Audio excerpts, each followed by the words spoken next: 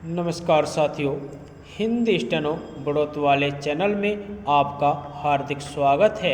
आज की डिक्टेशन रामधारी गुप्ता खंड 2 से प्रतिलेखन संख्या 39 व 40 से 90 वर्ड पर मिनट की स्पीड से होगी। तो आइए शुरू करते हैं। डिक्टेशन शुरू होगी 5 सेकंड बाद। स्टार्ट।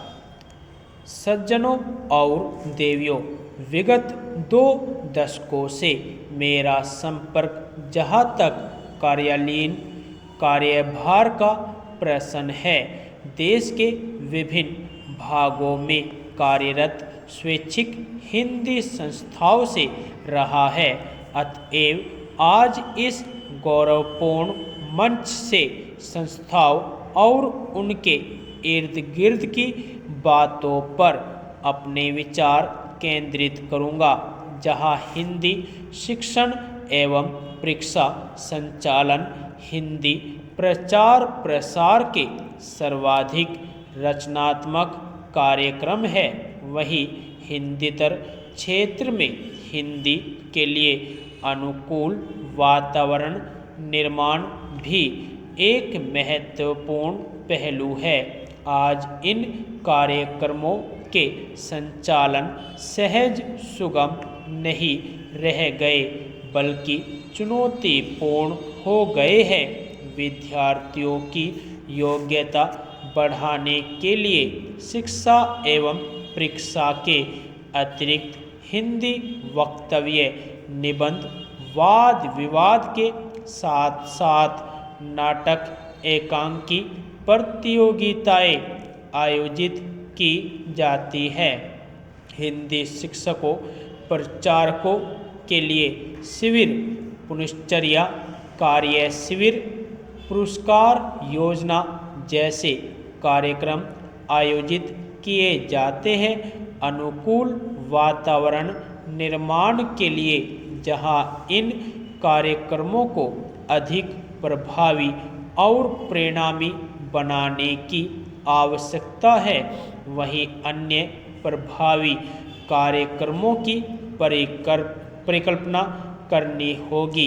हिंदी शिक्षण परीक्षा संचालन और वातावरण निर्माण, इन तीनों के अनुपातिक और सफल आयोजन पर विद्यार्थियों का हिंदी ज्ञान अर्थात हिंदी बोलने, पढ़ने एवं लिखने की दक्षता का पूरा दारोमदार टिका रहता है।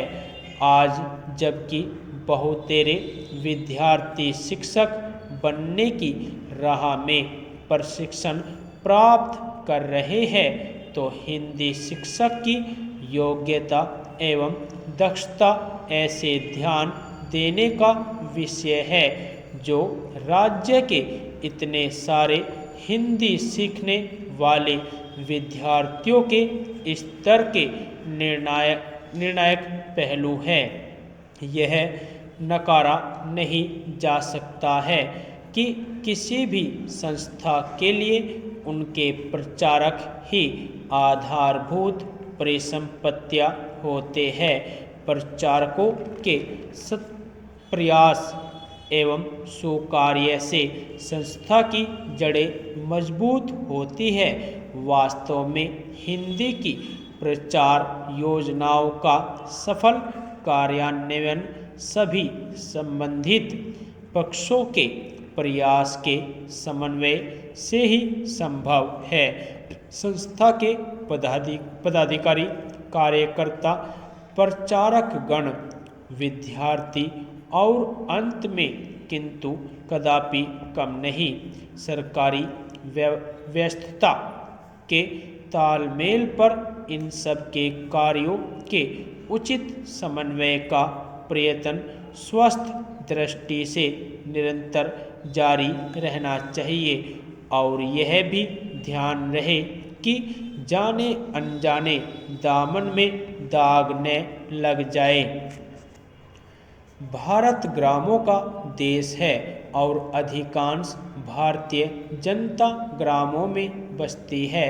नगरों और शहरों के नागरिकों को शिक्षा की कई सुविधाएं प्राप्त है, यूँ उन्हें हिंदी पढ़ने के यथेष्ट अवसर उपलब्ध हो जाते हैं। अब आवश्यकता इस बात की है कि ग्रामवासियों को भी हिंदी सीखने के अधिक अवसर प्रदान किए जाए। हिंदी राष्ट्रीय अस्मिता, राष्ट्रीय पहचान, राष्ट्रीय गौरव की भाषा है।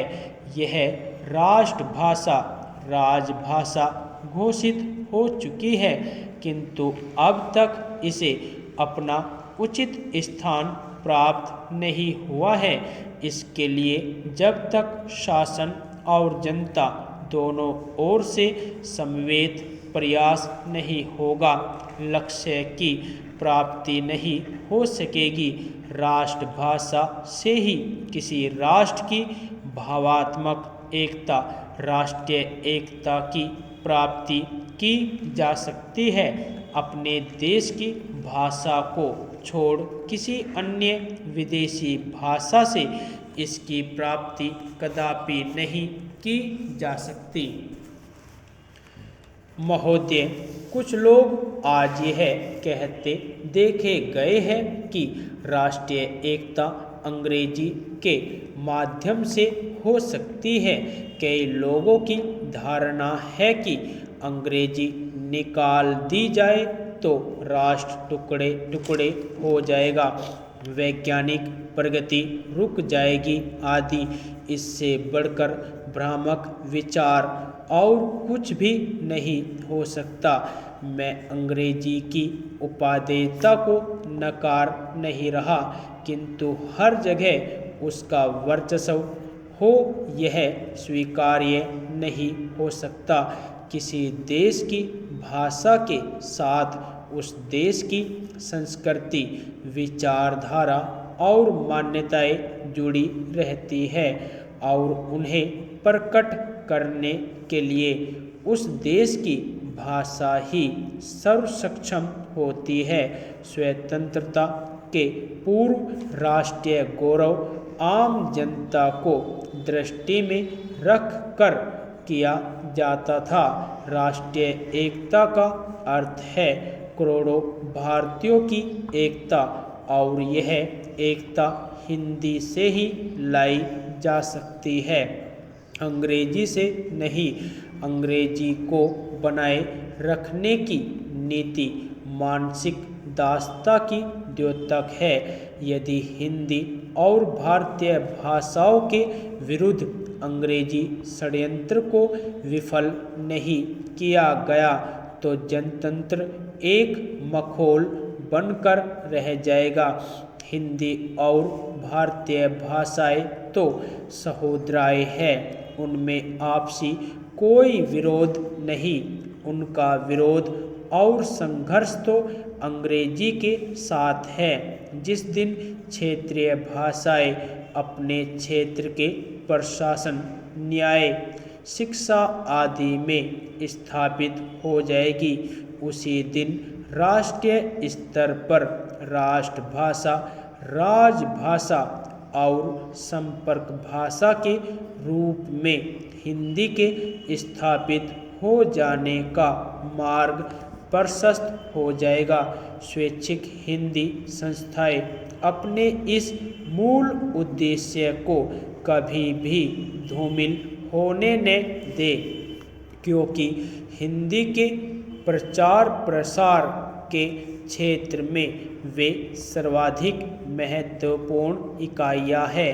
इस दृष्टि से मैसूर हिंदी प्रचार परिषद का यह कार्यक्रम श्लाघनीय है कि वह हिंदी के साथ कन्नडेतर जिज्ञासुओं के लिए कन्नड़ की प्रारंभिक और उच्च कक्षाएं एवं परीक्षाएं चला रही है।